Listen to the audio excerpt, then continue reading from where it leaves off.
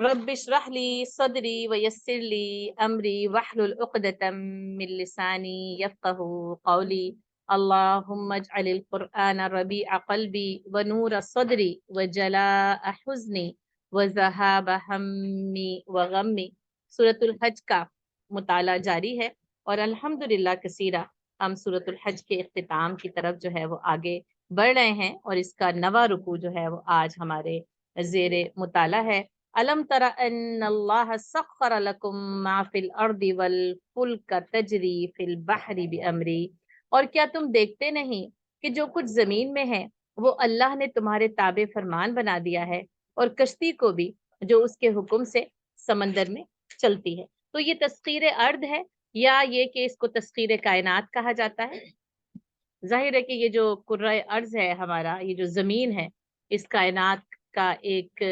یعنی میرے اور آپ کے لیے تو سب سے زیادہ کارآمد پلانٹ یہی ہے، کیونکہ ظاہر ہے اسی میں ہماری زندگی ہے، اسی میں ہماری بقا ہے، اسی میں ہماری موت ہے، اور ہماری زندگی کی ساری ضروریات کو نا اس زمین کے اندر جو ہے وہ رکھ دیا گیا، اس کو اس کے اندر نمو دے دی گئی ہے کہ نشو نما ہماری ضروریات کی اسی زمین میں ہوتی رہتی ہے۔ تو اس لیے جو ہے وہ یعنی سب سے پہلے جو وہ اللہ تعالیٰ نے کہا کہ تمہارے لیے اس زمین کو مسخر کر دیا ہے۔ اب آپ دیکھیں زمین کی ساخت دیکھیں، اس کا گول ہونا دیکھیں، اس کا گھومنا دیکھیں، یعنی زمین کی جو بھی سائنسز ہیں ان سب کو اپنے جو ہے وہ علم میں اور اپنی نگاہوں کے سامنے لے آئیں، اور پھر یہ دیکھیں کہ اس زمین پر ہمارا رہنا ہے نا۔ اللہ تعالیٰ نے کیا کیا؟ اللہ تعالیٰ کہتا ہے میں نے الارض فراشا، میں نے اس زمین کو تمہارے لیے کیا کیا؟ فرش بنا دیا، بچھا دیا، مہادا، تمہیں ماں کی گود کی طرح ہے، ایک جھولے کی طرح ہے نا۔ وَلَكُمْ فِي الْأَرْضِ مُسْتَقَرٌّ وَمُسْتَوْدَعٌ، اسی میں تمہارا قرار ہے، اسی میں تمہارا ٹھہرنا ہے، مستودع، اور اسی میں تمہارے سوپے جانے کی جگہ، یعنی زندوں اور مردوں دونوں کے لیے، انسانوں کے لیے اللہ تعالیٰ نے اس زمین کے اندر وہ حرکت رکھ دی، وہ طبعی قوانین رکھ دیے، اور جس کو کہ ظاہر ہے کہ آپ کہتے ہیں کہ یہ جو یعنی جو نیچر ہے وہ ساری کی ساری کیا کرتی ہے؟ انسانوں کے لیے کام کرتی ہے، اور انسان اس زمین پر چلنے پھرنے رہنے اگانے یعنی سب چیزوں کے اوپر قادر ہے۔ اس تسخیر کا مطلب یہ کہ جیسے کہ مسخر کرنے کا لفظ جو ہے وہ استعمال ہوتا ہے کہ اللہ تعالیٰ نے زمین کو جو ہے وہ ہمارے لیے مسخر کر دیا۔ اچھا، اس سے پہلے والے اگر رکوع میں دیکھیں تو اللہ تعالیٰ نے کہا تھا الم تری ان اللہ انزل من السماء ماء، کیا تم نے دیکھا نہیں کہ اللہ نے آسمان سے پانی برسایا؟ فتصبح الارض مخضرا، اور جس سے زمین کیا ہوتی ہے؟ ہریالی ہو جاتی ہے، اس کے اندر جو ہے وہ سبزہ اگ جاتا ہے۔ گویا کہ یہ جو آیت تھی اس بات کی تمہید تھی۔ اچھا، اس سے پہلے بھی اگر ہم دیکھیں تو یولج اللیل فی النہار و یولج النہار فی اللیل، اچھا ان دونوں چیزوں کا جو کنیکشن ہے نا وہ آسمان اور زمین کا کنیکشن بتایا جا رہا ہے نا، کہ آسمان کا زمین کے ساتھ جو ہے وہ کنیکشن کیا ہے کہ آسمان پہ سورج نکلتا ہے، زمین پر دن اور رات ہوتے ہیں، یعنی اس کا طلوع ہونا اور غروب ہونا جو ہے وہ زمین پر دن اور رات کے باعث کا بن جاتا ہے۔ اسی طرح آسمان سے پانی برستا ہے اور زمین جو ہے وہ اپنی ساری کی ساری ہریالی اور سارا کا سارا سبزہ جو ہے وہ اگا دیتی ہے۔ اور یہاں پر کیا ہے کہ زمین میں جتنے بھی کام ہیں، اچھا آسمانی عوامل پر بھی، یعنی جو اگر تسخیر کائنات ہم پڑھیں گے تو جیسے آسمانوں میں یعنی اڑنا، لیکن آپ دیکھیں کہ انسان آسمانوں پر رہنے کے اوپر قادر نہیں، اس کو جو رہنے کی قدرت، سہنے کی، جینے کی جو قدرت اس کو عطا کی گئی ہے نا وہ زمین کے اوپر عطا کی گئی ہے۔ تو اس طریقے سے اللہ تعالیٰ نے زمین کو انسانوں کے لیے مسخر کر دیا۔ اچھا، اب زمین پر رہنے کے لیے یہ ایک لازمی اور ناگزیر ضرورت تھی، اور علماء کرام نے لکھا ہے کہ اللہ تعالیٰ نا یعنی اپنی اس عظیم الشان قدرت کے ساتھ مجھے اور آپ کو یہ بتا رہا ہے کہ اللہ تعالیٰ نے تم پر اپنی بے مثال قدرت کے ساتھ سب سے بڑا احسان کیا کیا کہ اس زمین کو تمہارے تابع فرمان بنا دیا۔ اگر یہ زمین ہمارے مخالف ہوتی تو کیا ہوتا؟ آپ دیکھیں، گھومتی ہے، گرتے نہیں ہیں ہم، ہلتے بھی نہیں، بس زمین پہ دے دیا انعام، ہاں، انعام کی صورت میں زمین۔ اور اب تم سب کے سب کیا کرو؟ قُلْ اهْبِطُوا مِنْهَا فِي الْأَرْضِ جَمِيعًا، تم سب کے سب جو ہے نا وہ زمین کے اوپر جو ہے وہ اتر جاؤ۔ تو زمین، اور آپ دیکھیں کہ اس کے یعنی اس کے اندر جتنی قدرتیں ہیں نا ان سب کو انسان کے کام، نہ صرف یہ کہ انسان کے کام کی چیز بنایا بلکہ یہ کہ انسانوں کے تابع فرمان بنا دے۔ آپ دیکھیں سورج انسان کے بہت کام کی چیز ہے، لیکن وہ انسانوں کے تابع فرمان نہیں ہے. ہاں؟ اللہ کی مرضی سے نکلتا ہے، اللہ کی مرضی سے غروب ہو جاتا ہے. ہاں وہ اپنا کام جو ہے وہ انسانوں کے لیے وہ کر جاتا ہے. تو اس لیے آپ اس بات کو سمجھیے گا کہ سورج کو انسانوں کے لیے مسخر نہیں کیا گیا. صحیح ہے نا؟ انسانوں کے کام کی چیز ضرور بنائے گئے، لیکن زمین میں نہ صرف انسانوں کے کاموں کی چیزیں بلکہ اللہ تعالیٰ نے زمین کو انسانوں کے تابع فرمان بنا دیا ہے. اس لیے آپ دیکھیں اتنی سخت زمین ہوتی ہے، انسان اس کو کھود لینے پہ قادر ہو جاتا ہے. اتنی بڑی بڑی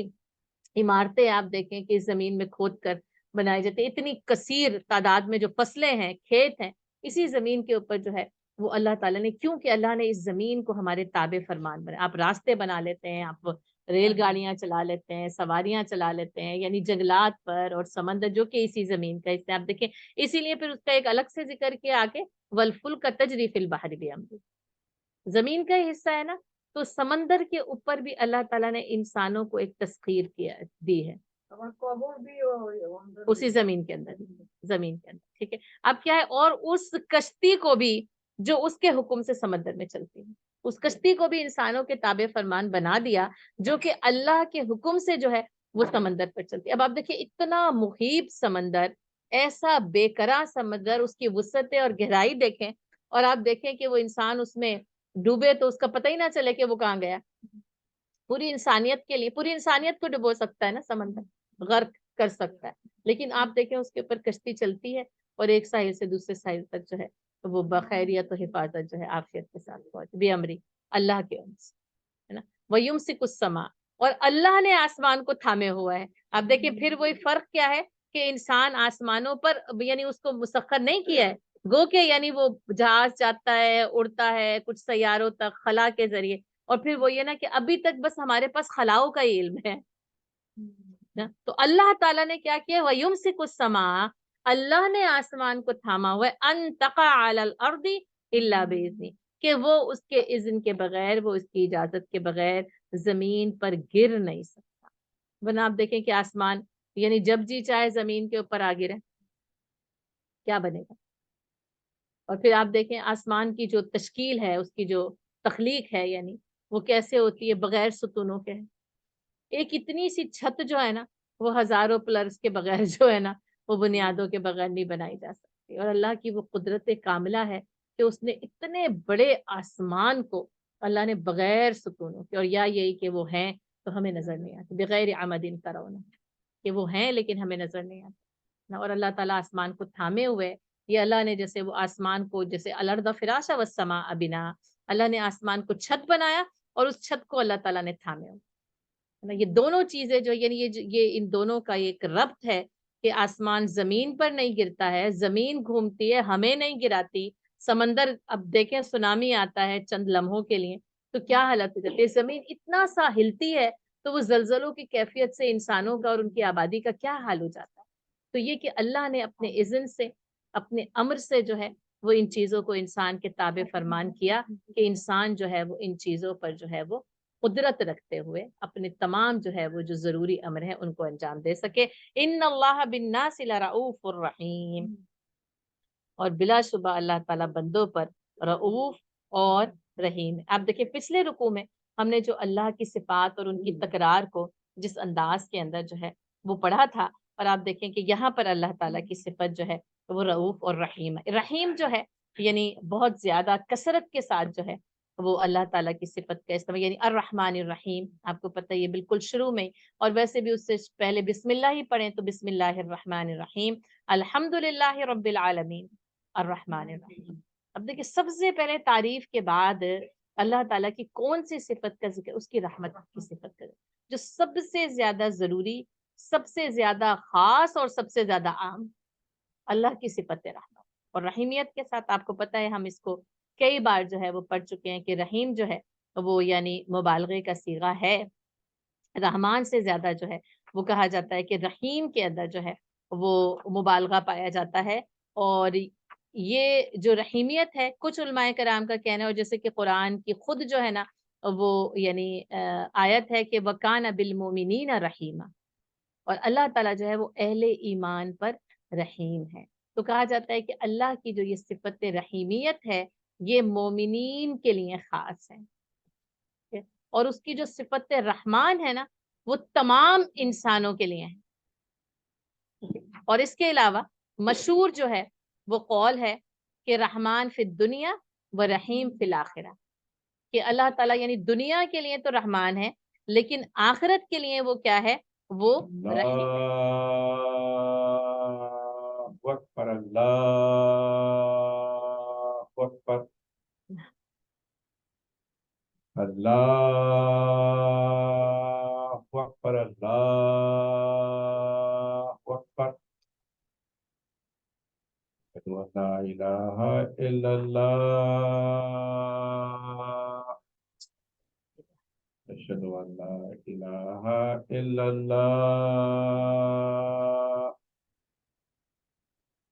اشہد ان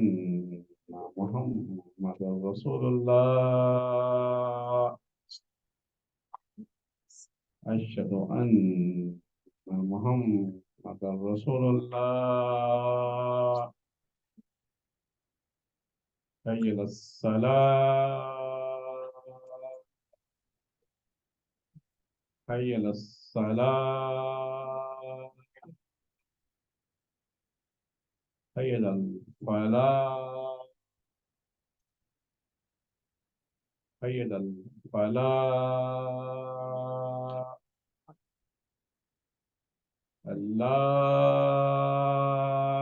اکبر، اللہ اکبر، لا الہ الا اللہ۔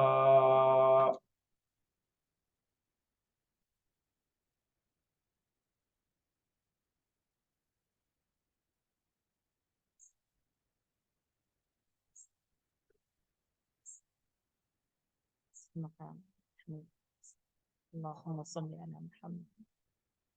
اللهم انا نسألك العفو والعافیت فی الدنیا والآخرہ۔ تو رحیم جو ہے وہ مومنین کے لیے خاص ہے۔ علماء کرام کا ایک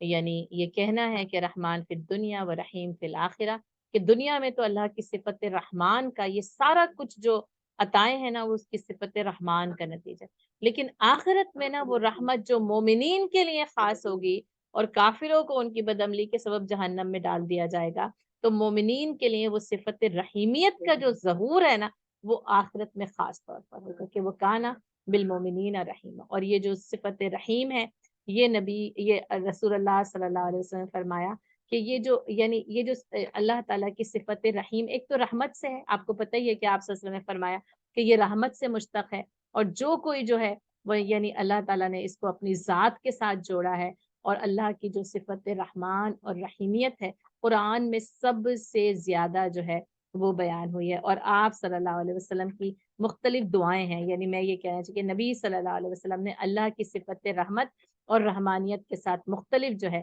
وہ دعائیں کی، اور آپ صلی اللہ علیہ وسلم نے فرمایا کہ تم میں سے کسی شخص کے اعمال اس کو جنت میں داخل نہیں کر سکتے جب تک کہ اللہ تعالیٰ کی صفت رحمت یعنی اللہ تعالیٰ کی رحمت جو ہے وہ شامل ہے۔ تو اس لیے اللہ کے ان دونوں ناموں کے ساتھ دعا کرنا، نبی صلی اللہ علیہ وسلم نے جو ہے وہ خاص طور پر جو ہے وہ ان دونوں ناموں کے ساتھ دعا کی ہے، جو کہ اللہ تعالیٰ کی رحمت کو پکارنے، اور یہ کہ آپ کو پتہ ہی ہے کہ یعنی مسجد میں داخل ہوتے ہیں تو اللہم افتح لی ابواب رحمتک ہے نا، اور ایک مشہور دعا اللہم ادخلنی برحمتک، اللہ تو ہمیں اپنی رحمت کے اندر جو ہے وہ داخل کر لے، ہمارے لیے اپنی رحمت کو جو ہے وہ نازل کر دے، اس کے لیے جو ہے وہ دروازوں کو جو ہے وہ کھول دے۔ اچھا، سب سے زیادہ جو دعا نبی صلی اللہ علیہ وسلم کی دو خاص ہیں، اغفر لی ورحمنی،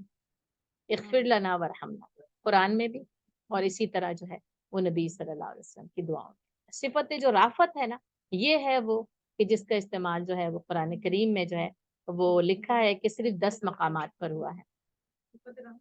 صرف نہیں رافت رعوف 10 مقامات پر ہے، 10 مقامات پر جی رعوف۔ رحیم قرآن کریم میں 114 مقامات پر آئے، یہ بسم اللہ الرحمن الرحیم کے علاوہ ہے، ٹھیک ہے صحیح ہے، کیونکہ بسم اللہ الرحمن الرحیم کو کاؤنٹ کریں گے تو 113 ہو گئے، ٹھیک ہے، اور جو قرآن کی آیت کا حصہ ہے اس میں تو پھر الرحمن الرحیم ہے جی 114 114 10 مقامات 10 مقامات پر، ٹھیک ہے. ہاں جی، تو اس کو کاؤنٹ نہیں کریں گے آپ، بسم اللہ الرحمن الرحیم کو کاؤنٹ نہیں کریں گے، 114 ہے، اور پھر 113 کاؤنٹ کر لیں، ٹھیک ہے نا. صحیح ہے. تو آپ دیکھیں کہ کتنی زیادہ کثرت کے ساتھ جو ہے وہ اس کا استعمال. رافت جو ہے یعنی جو الرؤوف یہاں پر آیا ہے، یہ جو ہے وہ 10 مقامات پر آیا ہے قرآن کریم میں، ٹھیک ہے. اور آپ کو پتہ ہے را حمزہ فا، اس کا جو ہے وہ روٹ پر محبت اور شفقت ہے. اور یہ کہا گیا کہ یہ رحیم سے بھی زیادہ مبالغے کا صیغہ ہے رؤوف، رحیم سے بھی زیادہ مبالغے کا صیغہ ہے. اور جی، اور رؤوف جو ہے وہ رحیم سے بھی زیادہ مبالغے کا صیغہ ہے، ٹھیک ہے. اچھا، اس رافت کو علماء کرام نے جو سمجھایا ہے نا، کہا یہ وہ محبت اور شفقت ہے جو ماں کو اپنے بچے کے اوپر ہوتی ہے. یعنی ماں جو ہے جیسے اپنے بچے پہ مہربان ہے نا، آپ دیکھیں کہ دنیا کی کوئی غلطی کر لینا، ماں کی گود اس کو اپنے اندر سب، اس کی ساری تکلیف، اس کی ساری کی ساری جو یعنی جو اس کی سوچوں کا مرکز اور محور نا اس کی اولاد ہوتی. تو اسی طرح آپ دیکھیں کہ اللہ کی جو عنایات ہیں، جو رحمتیں ہیں، ان کا سارا محور اور مرکز نا یعنی خاص طور پر انسان. باقی تمام مخلوقات پر اس کی عنایات، لطف، مہربانی، شفقت الگ ہے، اور انسانوں پر اس کی محبت، شفقت، لطف اور مہربانی جو ہے وہ بالکل الگ ہے. جیسا کہ آپ صلی اللہ علیہ وسلم نے فرمایا نا کہ المخلوق یعنی جو انسان ہے عیال اللہ، اللہ کا کنبہ ہے. تو اللہ تعالیٰ اپنے کنبے پر سب سے زیادہ مہربان، جیسے انسان اپنے کنبے پر یا مائیں اپنے بچوں پر سب سے زیادہ جو ہے وہ مہربان ہوتی ہے. تو یہ جو رافت کو ماں کی بچے کے ساتھ جو رحمت اور شفقت ہے نا، تو علماء کرام نے کہا اس کو بس اسی سے ڈسکرائب کیا جا سکتا ہے، ورنہ لفظی معنی یا ان کے جو بھی یعنی ایکسپلینیشن ہے اس سے اس محبت کو نہیں سمجھا جا سکتا. بلکہ جیسے ماں اپنے بچے کی تکلیف پر تڑپ اٹھتی ہے نا، یہ رافت اس جذبے کا نام ہے، اس احساس کا نام ہے. تو اللہ تعالیٰ اپنے بندوں کو تکلیف اور مشقت میں نہیں دیکھ سکتا. اور جیسا کہ نبی صلی اللہ علیہ وسلم جب ایک سفر میں تھے اور جب دیکھا کہ ایک عورت کھانا پکا رہی ہے اور اس کا بچہ دوڑ کر آگ، اب وہ تو آگ جلتی تھی، ہماری طرح کے وہ تو معاملہ نہیں تھا، اور وہ بار بار اس کو پکڑتی ہے نا. تو آپ صلی اللہ علیہ وسلم نے صحابہ کرام سے فرمایا کہ کیا تم یہ یعنی دیکھ سکتے ہو کہ کیا یہ ماں اپنے بچے کو آگ میں جانا گوارا کر سکتی ہے؟ تو پھر کہا صحابہ کرام نے، پھر اللہ اپنے بندوں کو آگ میں کیوں ڈالے گا؟ آپ صلی اللہ علیہ وسلم رونے لگے، یہاں تک کہ آپ کی ریش مبارک آنسوؤں سے تر ہو گئی. اور آپ صلی اللہ علیہ وسلم فرمایا اللہ تعالیٰ اپنے بندوں کو جہنم میں نہیں ڈالے سوائے متکبر کے اور سرکش. جس نے کبر اختیار کیا اور جس نے سرکشی اختیار کی، جو اللہ سے سرکش ہوا تو وہ شرک میں مبتلا ہو گیا نا. کہا سوائے متکبر اور سرکش، وہاں نا شرک کا لفظ بھی نہیں آیا، لیکن وہ سرکشی کیا کرتی ہے، وہ دین سے توحید سے جو ہے وہ لے جاتی ہے. یعنی ہر ظالم، متکبر اور سرکش بس اس کے وہی ہے نا،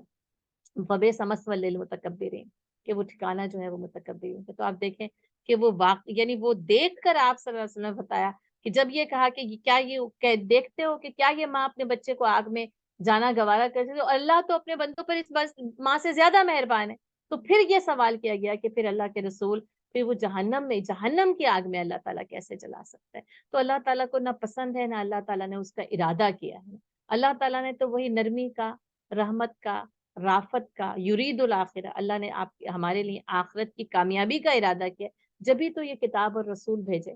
کہ ہماری اصلاح ہو جائے، ہماری درستگی ہو جائے. تو اللہ کی صفت جو ہے نا وہ رؤوف ہے. اچھا، اس کے ساتھ ساتھ جو ہے نا وہ نبی صلی اللہ علیہ وسلم کے لیے اس صفت رؤوف کا استعمال کیا گیا، اور رحیم کا بھی استعمال کیا. بالکل ہے نا. اور وہاں پہ بھی کیا ہے، وہاں بھی دیکھ لیں، علیکم بالمؤمنین رؤوف الرحیم.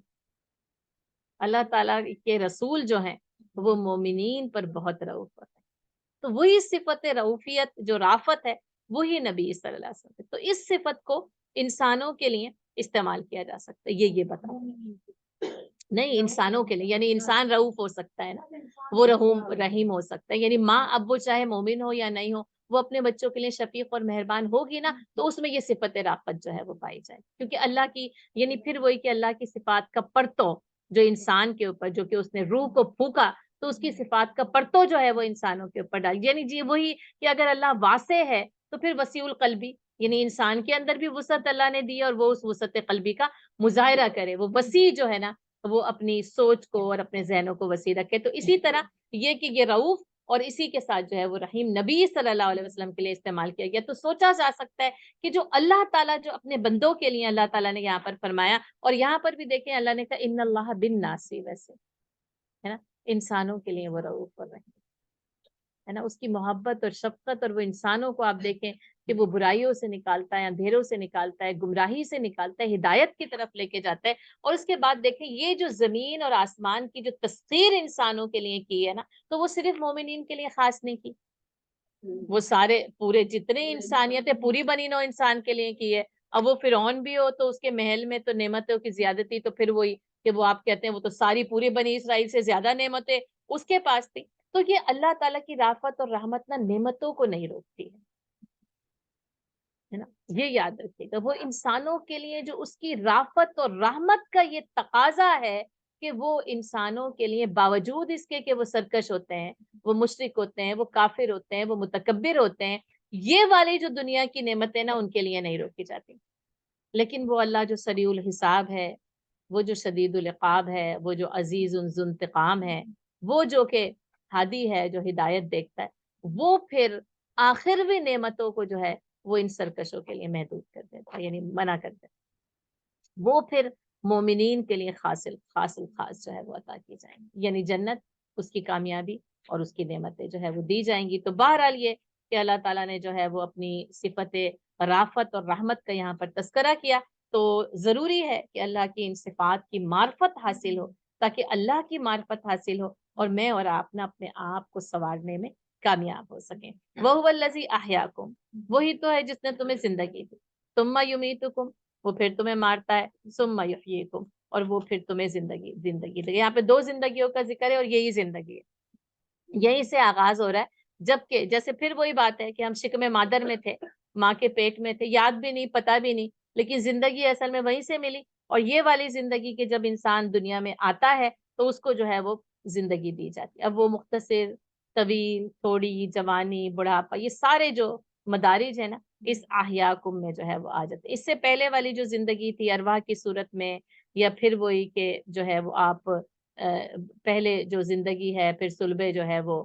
پدر کے اندر انسان آتا ہے, پھر شکم مادر میں وہ آتا ہے. تو یہاں پر وہ زندگی جب کہ وہ ماں کے پیٹ سے انسان جو ہے وہ دنیا میں آتا ہے, تو احیاکم تمہیں زندگی دی. ثم یمیتکم, وہ پھر تمہیں کیا کرے گا, موت دے گا. اب موت پھر وہی وہ ایک ایسی حقیقت ہے کہ صرف مسلمان نہیں ہے نا, اس کو ماننے والے یا نہ ماننے والے اس حقیقت سے خبری میں سب جو ہے نا وہ یکساں ہے. بے شک وہ اللہ کا تو انکار کر دیتا ہے کوئی, لیکن موت کا انکار نہیں کر سکتا, اور موت سے بچ نہیں سکتا, فرار نہیں حاصل کر سکتا. جتنی بھی فرار حاصل کرنا چاہے, نہ موت سے فرار ہے, نہ ہی موت سے کوئی انکار کر سکتا. پھر اس کے بعد پھر, اور میں یہ کہتی ہوں کہ اتنا بھی تھا نا تو کافی تھا, زندہ ہوئی اور مر گئے ہے نا, لیکن بات کیا ہے, ثم یحییکم, اور وہ پھر تمہیں پھر دوبارہ جو ہے نا وہ زندگی ہے نا. اور پھر وہی ہے نا کہ اب تو گھبرا کے یہ کہتے ہیں کہ مر جائیں گے, اور مر کے بھی چین نہ پایا تو کدھر جائیں گے. اصل جو طلب, اصل کامیابی, اصل زندگی نا, یہ اگر ہماری سمجھ میں آ جائے نا تو ہماری یہ زندگی سنورے گی تو آخرت کی زندگی سنورے گی. یاد رکھے, یہ دو جیسے آسمان اور زمین کا ربط ہے نا, اسی طرح اس احیاء کا اور اس یمید کا اور پھر ثم یحییکم, ان کا آپس میں اسی طریقے سے جو ہے وہ ربط ہے کہ اس زندگی کا جو سورج ہے نا ہماری آخرت کی زندگی کو روشن کرے. اس زندگی کا کردار, یہ ہماری نیکیاں جو پھر جو ثم یحییکم, جب دوبارہ زندہ کر کے اٹھایا جائے گا, اس وقت یہ پتا چلے گا کہ جب اللہ نے اس سے پہلے تمہیں زندگی دی تھی, اس زندگی اور موت کا درمیانی عرصہ تم نے کیسے گزارا تھا. ثم یحییکم ان الانسان لکفور, اور یقیناً انسان, بے شک انسان کیا ہے, وہ ناشکرا ہے. اب دیکھیں اتنی ساری حقیقتوں کو بتانے کے بعد نا اللہ تعالیٰ نے انسان کی اس حقیقت کی طرف ذکر کیا ہے کہ اتنی نعمتیں اس کو ہم نے دی. اب آپ دیکھیں کہ یعنی زندگی سے بڑی کوئی اور نعمت نہیں. میں اور آپ جو ہے وہ زندہ ہیں, وہی یعنی جب کووڈ کے بعد ہم لوگ آئے نا, تو وہ میری ایک ڈاکٹر وہ یہی کہہ رہی تھی کہ بس ہمیں صرف اس بات پر شکر ادا کرنا چاہیے کہ اس وقت ہم زندہ ہیں, ہے نا. ورنہ آپ دیکھیں کتنے لوگ ہیں دنیا سے گزر چکے, اور ویسے ہی یعنی اگر میری اور آپ کی عمر سے پہلے جو ہے وہ کتنے ہی لوگ دنیا سے گزر چکے اور میں اور آپ زندہ ہیں. تو یہ زندگی کتنی بڑی نعمت ہے, احیاکم کتنی اور اس احیاکم میں یہ زمین, یہ آسمان, یہ ساری نعمتوں کو اللہ تعالیٰ نے جو میرے اور آپ کے لیے مسخر کر دیا, اور اس پر آپ دیکھیں یہ نعمت ہدایت, یہ نعمت قرآن, یہ جو میں اور آپ نعمت سیرت کو پڑھ سکتے ہیں نا, اس سے بڑی نعمت اور کوئی نہیں. اور لیکن اس کے باوجود اللہ تعالیٰ کیا کہہ رہے, ان الانسان لکفور, اور انسان نا بڑا ہی ناشکرا ہے. یہ انسان کی جو ناشکری کی جو صفت ہے نا, جو اس کے اندر پائی جاتی ہے, یہ اس کا ذکر ہے. یہ کفر, یہ اصطلاحی کافر نہیں ہے. یہ نہیں کہ سارے انسان کافر ہیں اور اللہ کا جو ہے وہ انکار کر دیتے ہیں. ظاہر ہے آپ دیکھ لیں کہ یعنی تقریباً 2 بلین تک جو ہے وہ مسلمانوں کی تعداد اسی وقت جو ہے وہ پہنچ جاتی ہے. 1.6 یا 1.8 جو ہے وہ دنیا کے اندر موجود ہے. تو وہ والا کفر یہاں پہ مراد ہے. یہاں پہ لکفور سے مراد نا کفران نعمت ہے, ناشکری. جی ہاں جی, بے شک, بس یہی تو بات ہے. اس سے ہم نے اس نعمت کی وہ قدر نہیں کی نا, یعنی اس کو سمجھا نہیں کہ یہ اتنی بڑی نعمت ہدایت میرے اور آپ کے پاس موجود ہے, جو مجھے اور آپ کو گمراہیوں سے بچاتی ہے, جو مجھے اور آپ کو جہنم سے بچاتی ہے نا, ہمیشہ کی کامیابی کی خوشخبری دیتی ہے, اور منزل بتا دی, دکھا دی, لکھ کر اللہ نے دی, یہ ہے تمہاری وہ کامیاب ترین منزل جس کے اندر تم جو ہے وہ اگر میری اس ہدایت کے مطابق عمل کرو گے تو میں اس وقت جو ہے وہ تمہیں یہ نعمت دوں. اس لیے کہ انسان کیا کرتا ہے نعمتوں کے بارے میں نا بڑی ہی جو ہے وہ ناشکری سے کام. اس لیے وہ بار بار جو شکر گزاری قرآن سکھاتا ہے نا کہ انسان کو کیا ہونا چاہیے, اللہ کی نعمتوں کی شکر گزاری جو ہے وہ اس کو آنی چاہیے. لِكُلِّ أُمَّةٍ جَعَلْنَا مَنْسَكًا هُمْ نَاسِكُوهُ, ہم نے ہر ایک امت کے لیے ایک عبادت کا ایک طریقہ مقرر کر دیا جس کے اوپر وہ چلتے ہیں. اچھا, اس سے پہلے بھی نسک کا لفظ جو ہے وہ سورۃ الحج میں ہی ہم اس سے پہلے پڑھ کے اس وقت بھی میں نے آپ کو یہ بات بتائی کہ نسک سے مراد جو ہے یعنی ایک تو یہ کہ وہ ذبیحہ ہے, یعنی وہ جانور ہے جس کو قربان کیا جائے. مناسک حج آپ کو اس وقت بھی بتا دیے کہ ارکان حج کے لیے خاص طور پر مناسک حج کا استعمال جو ہے وہ کیا جاتا ہے, اور یوں سمجھ لیں کہ وہ ماخوذ ہے ربنا ارینا مناسکنا, ٹھیک ہے, وتب علینا انک انت التواب الرحیم. حضرت ابراہیم علیہ السلام نے دعا کی تھی, باقی دعا نا آگے والے رکوع میں آ رہی ہے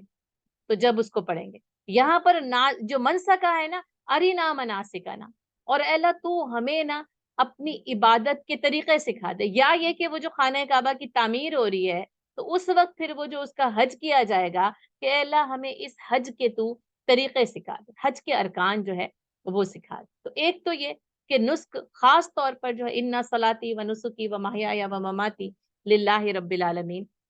یعنی وہ قربانی کے جانور کے لیے, طریقہ عبادت کے لیے, اور تمام مراسم عبودیت کے لیے. اس جگہ پر نا یہ منسک کے لفظ کا جو استعمال ہے نا وہ تمام جو ہے وہ مراسم عبودیت کے لیے ہے, کیونکہ صرف یہ نہیں, یہ اگر اس کو کہنا ہر امت کے لیے ایک قربانی ہے جس کے مطابق وہ قربانی کرتی ہے نا, تو آپ دیکھیں یہ کانٹیکسٹ آپ کی سمجھ میں نہیں آنے والا. جس کانٹیکسٹ میں ہم پڑھ رہے ہیں نا, تو یہاں پر اس منسکا سے مراد کیا ہے کہ ہر امت کے لیے ایک شریعت مقرر کی گئی ہے نا, جس کے مطابق یعنی وہ طریقہ زندگی ہے جس کے مطابق وہ اپنی زندگی جو ہے وہ گزاریں, اور اس شریعت کے اندر تمام مراسم عبودیت جو ہے وہ بتائے جاتے ہیں. اور یہ کہ عبادت صرف نماز, روزہ, حج اور قربانی نہیں ہے, بلکہ یہ کہ مومن کی زندگی کا ہر لمحہ جو ہے وہ اس کی عبادت ہے, اس کا ہر عمل جو ہے وہ عبادت کے اندر جو ہے وہ آتا ہے. ٹھیک ہے, تو یہ کہ ایک تو قربانی, یا یہ کہ یہاں پر جیسے اگر دیکھیں کہ مناسک حج کے لیے, لیکن یہ کہ بہت سارے مفسرین کرام نے, اور جیسے ظاہر ہے کہ انہی کی تفسیر جو ہے وہ اس جگہ پر راجح معلوم ہوتی ہے کہ تمام تر جو ہے وہ احکام شریعت, جمہور مفسرین نے اس جگہ منسک کے لفظ سے مراد جو ہے وہ تمام احکام شریعت لیے ہیں, اور اسی تفسیر کو یہاں پر اختیار کیا گیا ہے. حضرت عبداللہ بن عباس رضی اللہ تعالیٰ عنہ سے بھی اس کی یہی تفسیر جو ہے وہ مروی ہے. کہ اس سے مراد جو ہے وہ تمام احکام شریعت ہے، تمام احکام شریعت، جی جمہور مفسرین، اس لیے کہ میں نے آپ کو اس کا مطلب بتا دیا نا کہ ظاہر ہے کہ وہ قربانی کے لیے بھی استعمال ہوا ہے جو اس سے پہلے جو ہے وہ ہم پڑھ کر آئے ہیں، اور یہاں پر جو ہے یہ تمام احکام شریعت، اور ظاہر ہے کہ وہ تمام کے تمام جو ہے وہ احکام شریعت مراسم عبودیت جو ہے وہ سکھاتے ہیں۔ یعنی پھر یہ کہ یا ایھا الناس اعبدوا ربکم الذی خلقکم، اے انسان تم عبادت کرو اپنے رب کی جس نے تمہیں پیدا کیا ہے۔ مراسم عبودیت، مناسک عبودیت کیسے ہو سکتے ہیں؟ نہیں ہو سکتے نا، کیونکہ وہ تو ہے ہی مناسک نا، اس کا مطلب مراسم عبودیت ہے، ٹھیک ہے صحیح، ہاں ہاں بس رسم جس طریقے کے اوپر آپ چلتے چلے جاتے ہیں تو ایک ہی بات ہے، یعنی عبادت کے وہ سارے کے سارے طریقے کہ جس کے اوپر انسان چلتا ہے اور جس کو شریعت نے سکھایا ہے، ٹھیک ہے، کیونکہ لفظ کی معنوی جو ہے وہ مختلف جگہوں پر مختلف معنوں میں آ رہا ہے، تو اس لیے ہمیں یہ بات سمجھنی ہے کہ یہاں پر یہ لفظ جو ہے وہ اس سے مراد تمام احکام شریعت ہیں جو کہ تمام مراسم عبودیت کو سکھاتے ہیں، اور انسان پھر اسی عبادت کے طریقے کے اوپر جو ہے وہ چلتا ہے۔ اس لیے کہا لِكُلِّ أُمَّةٍ جَعَلْنَا مَنْسَكًا هُمْ نَاسِكُونَ، اور اس پر وہ کیا کرتا ہے، وہ اس کے اوپر چلتا ہے۔ آپ کو پتہ ہے ناسک جو ہے وہ فائل کے وزن پر ہے، اسی طرح جیسے صلا کا اگر راستہ ہو تو سالک راستے پر چلنے والے کو کہتے ہیں، تو منسکا جو احکام شریعت ہیں جو تمام مراسم عبودیت ہیں ان کو اختیار کرنے والا یہاں پہ ناسک ہے نا، ہم ناسکو ہو، اور پھر وہ کیا ہے کہ وہ امت جو ہے نا وہ اس کے اوپر جو ہے وہ چلتی ہے۔ تو یہاں پر یہ بتایا جا رہا ہے ہر امت کے لیے ایک شریعت مقرر کی گئی اور وہ امت اس شریعت کے اوپر چلتی ہے، اس لیے ہم کو شریعت موسوی الگ مل جائے گی، اور جیسا کہ ابھی ہم نے سیرہ میں پڑھا کہ حضرت عمر رضی اللہ تعالیٰ عنہ جب تورات جو ہے وہ پڑھنے کے لیے لے کر آئے اور آپ صلی اللہ علیہ وسلم کے چہرے کا رنگ تبدیل ہوتا جائے، اس کی وجہ یہی تھی کہ اب تورات منسوخ ہو گئی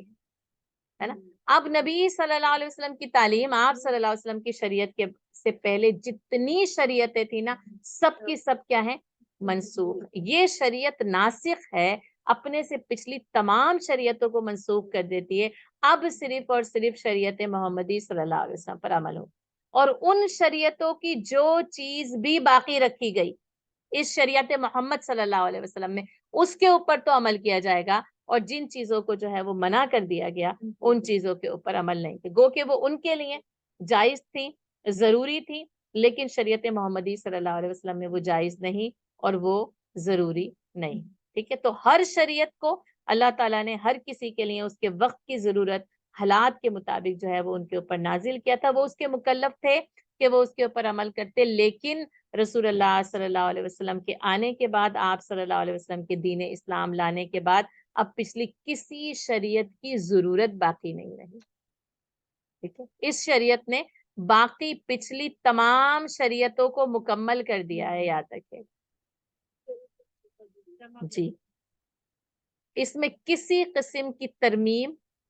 اور تنسیخ، تبدیلی اور اضافے،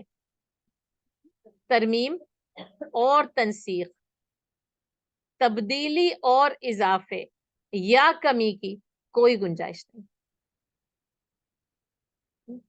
کوئی بھی، یعنی کسی بھی دور میں اب قیامت تک آ جائے اور وہ اس شریعت میں کوئی اضافہ کرنا چاہے، کوئی کمی کرنا چاہے، کوئی تبدیلی کرنا چاہے، اس کو اس کا اختیار حاصل نہیں ہے۔ تو ہر امت کے لیے اللہ تعالیٰ نے وہ طریقہ عبادت جو تھے مختلف رکھے تھے، ہمیں نماز مل جاتی ہے، زکوٰۃ مل جاتی ہے، لیکن اس کے طریقے، اس کی جو تفصیلات ہیں وہ مختلف، جس کے اوپر کیا ہم ناسک ہو، جس کے اوپر ان کا چلنا جو ہے وہ لازم تھا۔ تو اللہ تعالیٰ جو دین کے ذریعے نا قانون کو نافذ کرتا ہے، یعنی یہ دین دیکھیں آپ قوانین کی صورت میں آتا ہے، اور قوانین کو جو ہے وہ پھر اس معاشرے پر نافذ کیا جاتا ہے، اس کے لیے انسانی معاشرے کی بھی ضرورت ہے، حکومت کی بھی ضرورت ہے، مساجد کی بھی ضرورت ہے، بازاروں کی بھی ضرورت ہے کہ ہر جگہ پر اس قانون کو نافذ کر دیا جائے۔ فَلَا يُنَازِعُنَّكَ فِي الْأَمْرِ، اب انہیں اس معاملے میں آپ سے تنازع نہیں کرنا چاہیے۔ اب یہ جو وہ پہلے کے اہل کتاب ہے نا ان کی طرف اشارہ ہے، یا پھر یہ کہ پھر وہ بعد میں آنے والے بھی نا جو یہ کہیں کہ حضرت موسیٰ علیہ السلام کی شریعت تو یہ تھی اور اس میں تو یہ پیغام تھا، تو اسلام میں پھر یہ طریقہ کا فَلَا يُنَازِعُنَّكَ فِي الْأَمْرِ، آپ سے انہیں اب اس امر کے بارے میں جھگڑا نہیں کرنا ہے۔ اب آپ دیکھ لیں یہاں پر امر کا لفظ آ گیا تو اس کا مطلب امر سے مراد احکام شریعت کے ہو گئے، ہے نا۔ اسی طریقے سے کانٹیکس کے ساتھ نا اس لفظ کے یعنی منسک کے لفظ کو جو بتایا گیا، کیونکہ یہ کہ اب اس امر کے بارے میں، اس حکم کے بارے میں، ان احکام شریعت کے بارے میں انہیں جو ہے وہ جھگڑا نہیں کرنا چاہیے۔ وَادْعُ إِلَىٰ رَبِّكَ، اور آپ اپنے رب کی طرف بلاتے چلے جائیں۔ اچھا اب آپ دیکھیں انہیں تو نہیں کرنا چاہیے، لیکن کیا وہ نہیں کریں گے؟ وہ کریں گے، لیکن اس کے باوجود آپ نے کیا کرنا ہے؟ آپ نے انہیں اپنے رب کی طرف بلاتا چلے جانا۔ یہ ہمارے لیے بھی یہی پیغام ہے۔ ایسا نہیں ہے کہ اس دعوت کی مخالفت نہیں کی جائے گی، اس دعوت کے بارے میں کوئی سوالات نہیں ہوں گے، کوئی شکوک و شبہات نہیں ہوں گے، ساری چیزیں ہوں گی، لیکن مجھے اور آپ کو پتا ہے یہ حق ہے، رسول اللہ صلی اللہ علیہ وسلم کو پتا ہے یہ امر ہے، یہ حق ہے، یہ شریعت مجھے دی گئی، اور مجھے کیا کرنا ہے؟ وَادْعُ إِلَىٰ رَبِّكَ۔ اب پھر وہی دعوت جو اس سے پہلے بھی پڑھ کر ہم آ گئے کہ تمام انسانیت کے لیے آپ صلی اللہ علیہ وسلم کو مبعوث کیا گیا، تو کہا آپ ان سب کو کیا کہیے؟ اپنے رب کی طرف جو ہے وہ دعوت دے دو۔ ان کی مخالفت کے، ان کے تنازع کے بعد آپ اپنی دعوت کی تبلیغ سے رک نہیں سکتے۔ ہم کیا کرتے ہیں؟ ٹھہر جاتے ہیں، کہیں کوئی اعتراض سامنے آ گیا، کہیں کوئی مخالفت سامنے آ گئی تو ہم کہتے ہیں نہیں نہیں نہیں، مجھے تو یہ اچھی کو بات کوئی جو ہے وہ سامنے بتائے نہیں۔ اب آپ صلی اللہ علیہ وسلم کی راہ میں جو رکاوٹیں آئی ہیں، پوری سیرت نبی صلی اللہ علیہ وسلم یہ بتاتی ہے کہ ہر قدم قدم پر جو ہے نا وہ رکاوٹ تھی، لیکن آپ صلی اللہ علیہ وسلم ان رکاوٹوں کو انگیز کرتے چلے گئے، اور وَادْعُ إِلَىٰ رَبِّكَ، اور آپ صلی اللہ علیہ وسلم ان کو ان کے رب کی طرف جو ہے وہ بلاتے۔ اچھا یہ جو دعوت حق ہے نا، دراصل یہ دعوت رب ہے یا الی رب، اللہ کی طرف بلانا۔ اگر کسی کی دعوت میں بھی نا اللہ کی طرف بلانا نہیں ہے تو یاد رکھیے گا وہ رد ہے۔ وہ ازم کتنا ہی شاندار کیوں نہ ہو، ہے نا، اس کے دعوے اور اس کے نعرے کتنے ہی دل فریب کیوں نہ ہو، لیکن اگر وہ اللہ کے بجائے کسی اور کی طرف بلایا جا رہا ہے تو یاد رکھیے گا کہ وہ جو ہے نا وہ فریب ہے۔ وَادْعُ إِلَىٰ رَبِّكَ، مقصود کیا ہے؟ الی ربک، رب سے جوڑنا ہے۔ اگر نماز ہے تو کیوں ہے؟ وَأَقِیمُوا الصَّلَاةَ لِذِکْرِی، ہے نا۔ اگر رمضان کے روزے ہیں تو کیوں ہیں؟ رب نے یہ حکم نازل کیا، اور اس کے ذریعے جو ہے وہ اللہ کے تقوی کے ساتھ آپ اللہ سے جڑ جاتے ہیں۔ اگر حج ہے تو کیا کرتا ہے؟ آپ کا تزکیہ کرتا ہے، آپ کو طاہر کرتا ہے، مطہر کرتا ہے، آپ کے اندر کی روشنیوں کو اجاگر کرتا ہے، اور آپ اس بیت اللہ کے ذریعے رب کے ساتھ جو ہے وہ جڑ جاتے ہیں۔ وَادْعُ إِلَىٰ رَبِّكَ، یاد رکھیے گا کہ یہ دعوت جو ہے نا الی رب، بس للہ اور فی اللہ فنا ہو جاتی، کسی اور چیز کی دعوت ہے نہیں، اور اگر کسی اور چیز کی دعوت ہونا تو وہ گمراہی ہے، وہ رد ہے۔ اس کا مقصود، اس کا مطمع نظر کیا ہے؟ کہ انسانوں کو انسانوں کی بندگی سے نکال کر، انسانوں کی غلامی سے نجات دے کر اللہ کی بندگی کی طرف دعوت دی جائے، ہے نا۔ یہ رب کی بندگی کی جو ہے وہ دعوت ہے۔ اور اِنَّکَ لَعَلَىٰ هُدًى مُسْتَقِيمٍ، اور آپ بے شک جو ہے نا آپ یقیناً جو ہے وہ اسی سیدھے جو ہے وہ ہدایت کے راستے کی طرف، یہاں پر وہ جو صراط مستقیم ہے نا اس کو ہدم مستقیم کہا گیا، ہدایت کا یہ سیدھا راستہ ہے، اور بے شک آپ انک لعلی ہدی مستقیم۔ اب آپ دیکھیں تنازع اور جھگڑا اور اختلاف آپ دیکھیں کہاں کہاں تک پہنچا ہے، لیکن تسلی کیا ہے؟ وَادْعُ إِلَىٰ رَبِّكَ، آپ اپنے رب کی طرف بلاتے رہیے، اور اس یقین کے ساتھ انک لعلی ہدی مستقیم، کہ آپ جو ہے وہ ہدایت کے سیدھے راستے کے اوپر ہیں۔ اور آپ دیکھیں یہ جو اللہ کی طرف سے یہ جو یقین ہے نا، اس نے نبی صلی اللہ علیہ وسلم کے قدموں کو اس راستے پر کیسے جما دیا تھا، ہے نا، کہ آپ کسی کی پرواہ کیے بغیر ان کو اپنے رب کی طرف دعوت دیتے جائیے، اور بے شک آپ ہی جو ہے وہ ہدی مستقیم۔ جب اس یقین کے ساتھ آپ کام کرتے ہیں نا تو آپ یقین کریں آپ کا راستہ اور سفر آسان، اس میں مشکلات اور کٹھنائیوں کی کوئی کمی نہیں نا، لیکن یہ کہ اللہ یہ کہہ دے انک لعلی ہدی مستقیم، یہی ہدی مستقیم، یہی ہدایت، یہ الہدا ہے اور صراط مستقیم، اور یہ سیدھا راستہ ہے جس کے اوپر آپ چلتے جائیں، آپ اسی راستے کے اوپر ہیں۔ وَإِن جَادَلُوكَ، اب آپ دیکھیں کہ یوں ہی ہے نا کہ پہلے کا فلا ینازعنک فی الامر، ان کو اس معاملے میں آپ سے جھگڑا نہیں کرنا چاہیے، لیکن کیا وہ نہیں کریں گے؟ تو یہ آیت کیا حقیقت بتا رہی ہے؟ وَإِن جَادَلُوكَ، اور اگر یہ آپ سے جدل کریں، اب تنازع بھی نہیں ہے نا، بلکہ کیا ہے؟ جدل ہے، باقاعدہ طور پر نا پھر وہ اس جدل میں پھر میدان جنگ بھی جو ہے وہ سامنے آ جاتا ہے. وَإِن جَادَلُوكَ، اور اگر یہ آپ سے جدل کریں، اگر یہ آپ سے جو ہے وہ جھگڑا کریں، فَقُلِ اللَّهُ أَعْلَمُ بِمَا تَعْمَلُونَ، تو آپ ان سے کہہ دیجئے جو کچھ تم کر رہے ہو اللہ اسے خوب اچھی طرح جانتے ہیں. جب میں جو کچھ کر رہا ہوں میرا رب اچھی طرح جانتا ہے کہ میں اس کی طرف بلا رہا ہوں، اور اس نے یہ یقین دلا دیا ہدم مستقیم نا. تو پھر آپ دیکھیں کہ بحث و مباحثہ آئے گا، پھر آپ کے اوپر جو ہے وہ کچھ جو ہے وہ یعنی تانے طنز تیر جو ہے وہ برستے ہیں، تلواریں نکلتی ہیں. لیکن اللہ تعالیٰ کیا کہہ رہے وَإِن جَادَلُوكَ فَقُلِ اللَّهُ أَعْلَمُ بِمَا تَعْمَلُونَ. بتا دو کہ اللہ یہ کہتا ہے کہ بس جو کچھ تم کر رہے ہو نا، میں ان سے یہ کہہ دیجئے بس میرا رب جو ہے نا وہ اس سے وہ جو ہے نا کہ بس اللہ کی ذات واقف حال ہے، وہ میرے اور آپ کے لیے بھی کافی ہو جانا چاہیے. اور نبی صلی اللہ علیہ وسلم نے اسی یقین کے ساتھ، اسی اعلان کے ساتھ نا اس مشکل ترین اور پرخطر راستے پر جو کہ ہدم مستقیم میں قدم رکھا، اور آپ صلی اللہ علیہ وسلم نے کامیابی حاصل کی. جبکہ آپ سب کو کہہ دیتے ہیں نا بس میرا رب جو ہے نا وہ واقف، وہ جانتا ہے. اللہ یحکم بینکم یوم القیامت فیما کنتم فیہ تختلفون. اور یاد رکھیے کہ اس فیصلے کا یعنی اس معاملے کا فیصلہ نا اس دنیا کی زندگی میں نہیں ہوگا، وہ ہوگا تو کب ہوگا؟ یوم القیامہ. اللہ تعالیٰ اس دن نا قیامت کے دن تمہارے اور ہمارے درمیان ان باتوں کا فیصلہ کر دیں گے جن میں تم اختلاف کرو. اب دیکھیں یہ کتنا لمبا انتظار ہے نا. لیکن جب یہ حقیقت سامنے آ جاتی ہے نا کہ دنیا کی زندگی کی حقیقت کچھ نہیں اصل میں، تو پھر جب ثم احیاکم، جب تمہیں زندہ کیا جائے گا، پھر اللہ تعالیٰ کریں گے یوم قیامت ان تمام اختلافات کا فیصلہ جو خاص طور پر اس دین حق کے معاملے میں دین حق کی دعوت دینے والوں کو پیش آتے. اس کی مشکلات، اس کے مصائب، اس کی تنگیاں، اس کے طنز، اس کے تیر. کبھی یعنی مکے سے نکلنا پڑا تو کبھی مصر سے نکلنا پڑا، تو کبھی جو ہے وہ یعنی فلسطین سے نکلنا پڑا. تو یہ ساری کی ساری چیزیں جو ہے نا ان سب کا فیصلہ کیا ہے؟ اللہ تعالیٰ. وہ آج بھی ہم کہتے ہیں نا حالات کتنے سخت ہیں، بہت شدید ہے نا، تو ہم کہتے ہیں کیا، کیوں، کیسے، ہے نا. تو اصل میں نا یوم قیامت یہ فیصلہ ہو،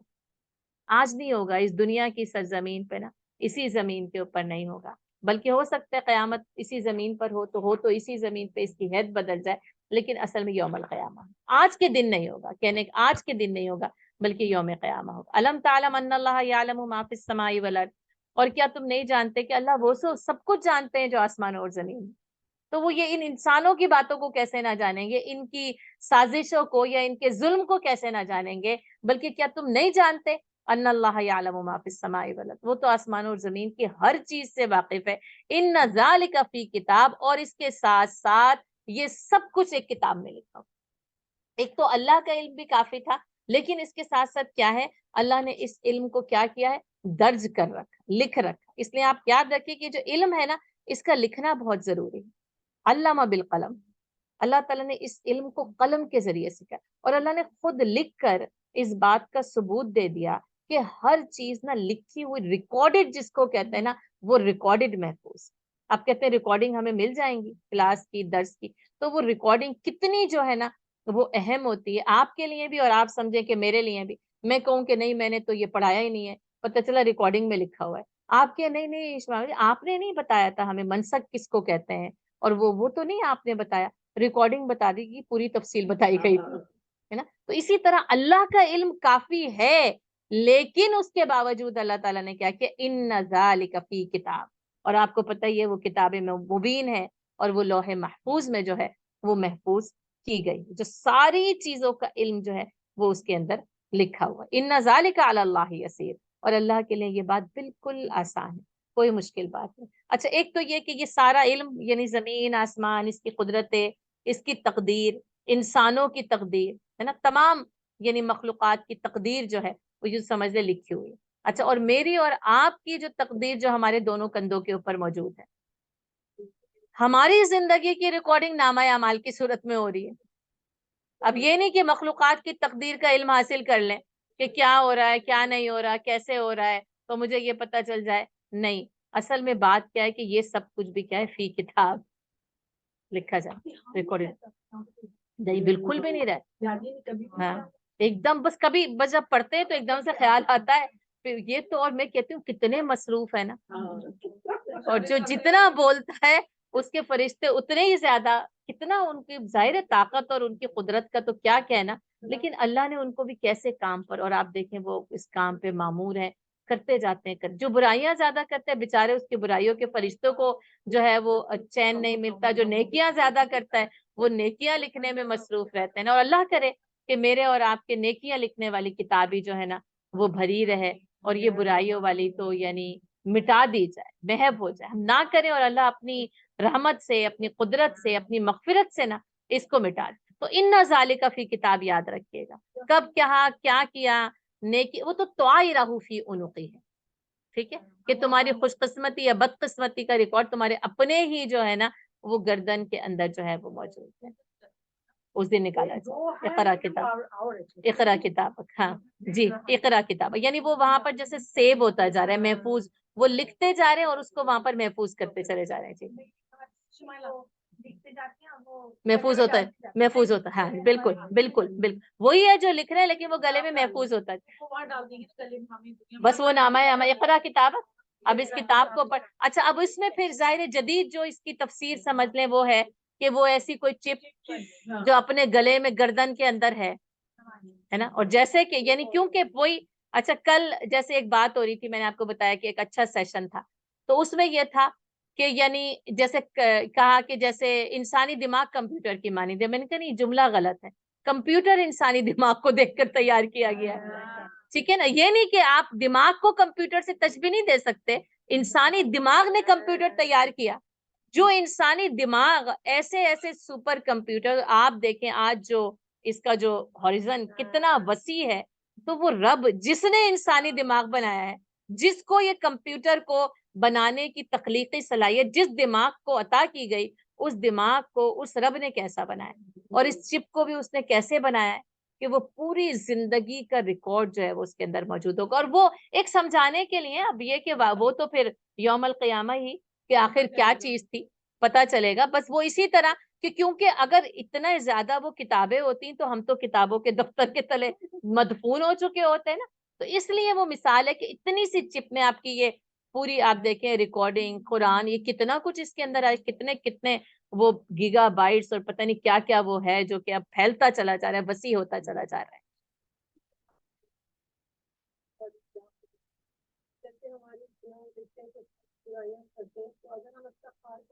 جی جی جی، بس وہ اللہ کی قدرت، وہ معاف کر دے، توبہ قبول کر لے گا تو وہ معاف ہوتے چلے جائیں گے، بس قبول کرنے کا اختیار تو اس کے پاس ہے نا، میرے اور آپ کے پاس یہ نہیں کہ ہاں مگر ہم نے کرنی ہے تاکہ وہ مٹ جائیں، اور بتایا ہے کہ وہ مٹتے چلے جاتے ہیں، اور ایک نیکی جو ہے وہ کیا کرتی ہے، برائی کو مٹا دیتی ہے، اس کو دور کر دیتی ہے، نیکیاں جو ہے ان الحسنات یذھبن السیئات، وہ برائیوں کو لے جاتی ہے، تو مختلف چیزیں بتائی گئی ہیں، تو اس پہ ہمارا یقین ہے اور امید واسق ہے، پوری جو ہے نا وہ امید ہے، وہ بھی دور کر دیتی ہے، بالکل دور کر دیتی ہے، جی صغیرہ گناہ مٹ جاتے ہیں، بالکل سے امید ہے نا، یقین ہے، مگر وہی اختیار مطلق تو اس کا ہی، اور نظر وہ قیامت کے دن کہ پھر وہ یعنی برائیاں اللہ تعالیٰ نے برائیاں محو کر دیا، نیکیاں جو ہیں وہ ان ذالک علی اللہ یسیر،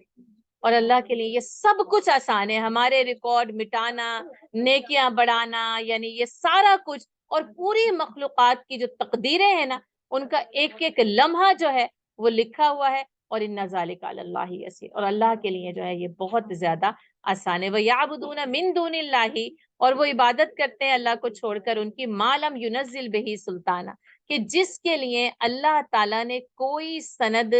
نازل ہی نہیں کی، کیونکہ یہ سارے جتنے یہ معبودان باطل ہیں نا یہ بغیر کسی سند کے ہیں،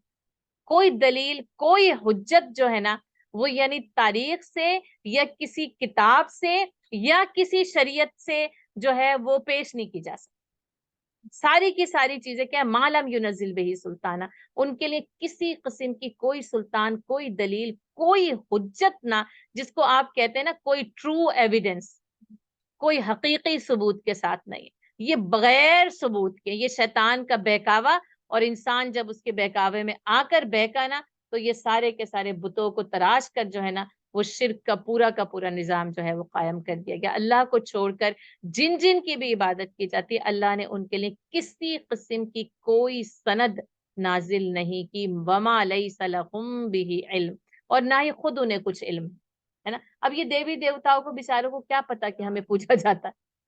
پتھر سے تراش دیا, لکڑی سے تراش دیا, لوہے سے تراش دیا, سونے سے بنا دیا, سونے کا بچڑا بنا دیا. اسے کیا پتا کہ میرا زیور بنایا گیا, کہ میری ٹیبل بنائی گئی, کہ میرا بچڑا بنایا گیا, کہ اسے پوجا جاتا ہے. یہ تو ان کو خود نہیں پتا ہے. وما لیس لہم بہ علم. اسی طرح آپ انسانوں میں دیکھ لیں, اگر حضرت عیسیٰ علیہ السلام کو اللہ کا بیٹا بنا دے تو نہ انہوں نے حکم دیا, اور جب قیامت کے دن پوچھا جائے گا تو انہوں نے یہی جواب دیا, میں جب تک ان کے درمیان تھا یہ نہیں تھا, اور جب میں ان کے پاس آ گیا تو وما کنت انت الرقیب علیہم, اے رب بس تو ہی تھا, تو ہی ان کا نگران تھا, مجھے تو معلوم بھی نہیں ہے انہوں نے کیا کیا ہے. وما لیس لہم بہ علم, انہیں تو اس بات کا علم بھی نہیں ہے. اگر بے جان ہو تو ہمیں پتہ ہے ان کو نہیں علم, اور اگر جاندار ہیں, نبی ہیں, اولیاء کرام ہیں, صالحین ہیں, اگر ان کے بارے میں کسی بھی قسم کا غلط یا شرکی عقیدہ گھڑا گیا, وما لیس لہم بہ علم, انہیں تو اس بات کے بارے میں علم ہی نہیں ہے. وما للظالمین من نصیر, اور ظالموں کا کوئی بھی مددگار نہیں ہے. اور آپ کو پتہ ہے ان الشرک لظلم عظیم. تو یہاں پر اللہ کو چھوڑ کر جن جن کی بھی عبادت کی جاتی ہے وہ ظاہر ہے کہ وہ شرک ہے, اور کہا گیا کہ اس شرک میں جو بھی مبتلا ہیں وما للظالمین من نصیر. اور عام طور پر ظلم, جو کہ عام طور پر کسی کی حق تلفی کرنا ہے, کسی کے حقوق پر, کسی کی زمین پر, کسی قوم کے اوپر جو ہے وہ یعنی نافذ ہو جانا, اس کے اوپر قبضہ کر لینا, ظلم کی جتنی بھی صورتیں, وما للظالمین من نصیر, اور ان کا کوئی جو ہے نا وہ مددگار نہیں. یعنی ظالم ہی ظالم کا مددگار ہوتا ہے, یاد رکھیے گا, اور ظالم کے سوا نا ظالموں کا اور کوئی مددگار نہیں. آپ دیکھیں ہمیشہ یعنی حق سمجھنے والے, سچ سمجھنے والے, انسانی ہمدردی رکھنے والے اس ظلم کے خلاف جو ہے وہ آواز بلند کرتے ہیں. اذا تتلا واذا تتلا علیہم آیاتنا بینات, اور جب ان پر ہماری آیات پڑھی جاتی ہیں تو آپ دیکھتے ہیں تعرف فی وجوہ الذین کفروا المنکر, تو آپ ان کے چہروں پر جو کہ انکار کرتے ہیں ان کے اوپر ناگواری کے اثار تھے. اور نہ بدقسمتی سے جو مسلمان نہ لا علم ہوتے ہیں نا, تو مجھے لگتا ہے اگر ان کے چہروں پر یہ ناگواری کے اثرات آئے, قرآن سننا نہیں چاہتے نا, کیونکہ عمل کرنا پڑے. اور یہاں تو کافروں کے بارے میں ہے نا, کہ جب ان کے سامنے اللہ کی آئے تو ان کے تعریف آپ یعنی جان سکتے ہیں, یہ جو عرفہ ہے نا, پہچان سکتے ہیں کہ ان کے چہرے جو ہے نا اس کی وجہ سے کیا ہوتے ہیں, کفر المنکر, ان کے چہروں پر ناگواری کے اثرات نمایاں ہوتے ہیں, کیونکہ وہ حق کو قبول کرنے کے لیے تیار ہی نہیں, بس وہ حق کو سنتے تھے تو بدک جاتے تھے نا. اور یکادون یسطون بالذین یتلون علیہم آیاتنا, اور ایسا معلوم ہوتا ہے کہ وہ ابھی نا ان لوگوں کے اوپر جھپٹ پڑیں گے کہ جو انہیں ہماری آیات سناتے ہیں. یعنی جیسے آپ صلی اللہ علیہ وسلم, اور آپ دیکھیں حملہ کیا گیا نا, صحابہ کرام یا حق کی کوئی بات بتانے کے لیے جاتا ہے اس کے اوپر حملہ کیا جاتا ہے. اور اسی طرح میں کہہ رہی ہوں یہ تو کافروں کی بات ہو رہی ہے, لیکن بدقسمتی سے نا ہمارے کچھ مسلمان بہن بھائی ایسے جنہیں حق کا ذکر نہ ناگوار گزرتا ہے, وہ اس میں شامل ہیں. آپ لاکھ انہیں کلاسز میں بلائیں, یہ نا صرف جو دل ہوتا ہے نا وہی یہاں پر. آپ دیکھیں کتنے مسلمان ہیں نا, آپ سننا چاہتے ہیں, آپ پسند کرنا چاہتے ہیں, آپ طلب ہے نا, تو آپ ہر ہفتے یہاں پر آ کر جو ہے وہ حاضر ہو جائیں. اور کچھ لوگوں کو آپ دعوت حق کی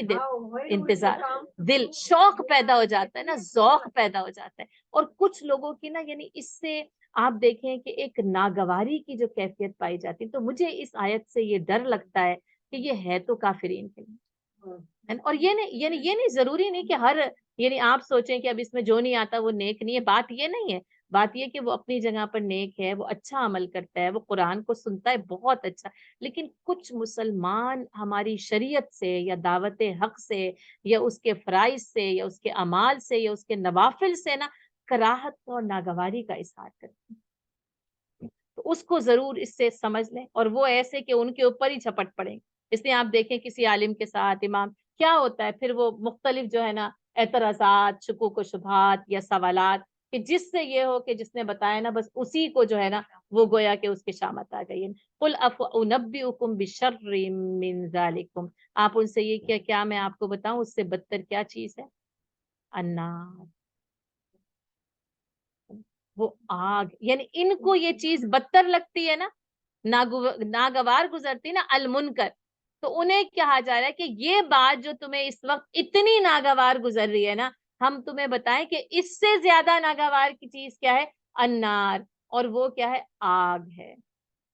کہ تمہارا ٹھکانہ سوائے آگ کے کچھ نہیں ہوگا. اور آپ دیکھیں کہ قرآن نے یعنی جہنم کے عذاب میں آگ کا سب سے زیادہ ذکر کیا ہے اور آگ سے سب سے زیادہ ڈر ہے، کیونکہ پھر وہی بات نا، ایک ایسی حقیقت ہے جسے ہر انسان جانتا ہے کہ جلاتی ہے اور راکھ کر دیتی ہے، شدید ترین عذاب ملتا ہے اس سے نا۔ وعدہ اللہ الذین کفروا وبئس المصیر، اور اللہ تعالیٰ نے کافروں سے اس آگ کا وعدہ کر رکھا ہے اور وہ بہت برا ٹھکانہ، بہت برا ٹھکانہ۔ اللہ نے بتایا کہ انکار کرنے والے اصطلاحی، اور آپ دیکھیں کہ ناشکروں کے لیے بھی پھر وہی کہ آگ جو ہے نا وہ سب سے بدترین، اس آگ سے نا اللہ تعالیٰ نے فاتقوا النار التی، اللہ نے یعنی ایک تو نا سب سے زیادہ آپ کو ملے گا فاتقوا اللہ، اللہ سے ڈرو، دوسرے نمبر پر جس چیز سے اللہ نے ڈرایا نا فاتقوا النار، اس آگ سے ڈر جاؤ، ہے نا، کیونکہ وہ آگ کا عذاب نظر آتا ہے نا کہ وہ کتنا ایک ذرا سی بھاپ چھوتی ہے نا آپ کو، جو کہ کچن میں کام کرتے ہیں، ایک ذرا سا کیا تکلیف ہوتی ہے اس سے، اور اگر کوئی یعنی جل ساری زندگی اس جلنے کی جو تکلیف ہے نا وہ اس کو زندگی میں جو ہے وہ محسوس کرتا ہے، تو یہ آگ ذرا سا ایک اسٹیم لگ جائے، بھاپ لگ جائے، کوئی چیز لگ، کس قدر تکلیف، کیسے وہ چھالے بنتے ہیں اس میں، کیسی وہ تکلیف ہوتی ہے، جو کہ ہم چھوٹا موٹا اس کا ہمیں جو ہے نا وہ تجربہ خاص طور پر عورتوں کو تو اس معاملے میں ہو ہی جاتا ہے۔ تو اللہ تعالیٰ کہہ رہے النار، آگ ہے جو سب کچھ، اور پھر دوزخ کی آگ دنیا کی آگ سے 69% زیادہ شدید ہے اور گرم۔ اللہم اجرنا من النار، اللہم اجرنا من النار۔ انشاءاللہ ہم اس کے آخری رکوع کو جو ہے وہ اپنی اگلی کلاس میں شروع کریں گے۔ الحمدللہ۔